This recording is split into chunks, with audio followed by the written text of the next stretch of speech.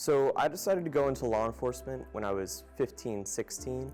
Both my grandparents were in my local county sheriff's office.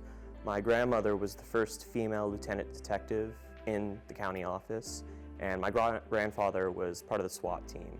And so they both kind of inspired me to pursue the field. So my Eagle Scout project was a privacy fence for the priest of a Catholic church. He was blind too, and so I kind of needed to build it for his seeing eye dog that he was having come in soon. And so it was 8 foot tall, 300 feet long fence, and it was a journey to say the least. I learned a lot about construction from that. What my project taught me, going over details multiple times, being meticulous, definitely, but also communication helps a lot.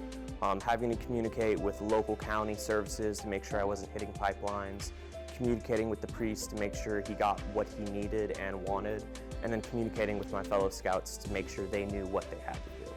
Scout is trustworthy, loyal, helpful, friendly, courteous, kind, obedient, cheerful, thrifty, brave, clean, and reverent. Living up to the Scout ideals, it's tough, and I definitely slip up more than a couple times in a month. But just really repeating it, having it memorized to this day, and just repeating it to myself sometimes kind of helps me stick to it as close as I can.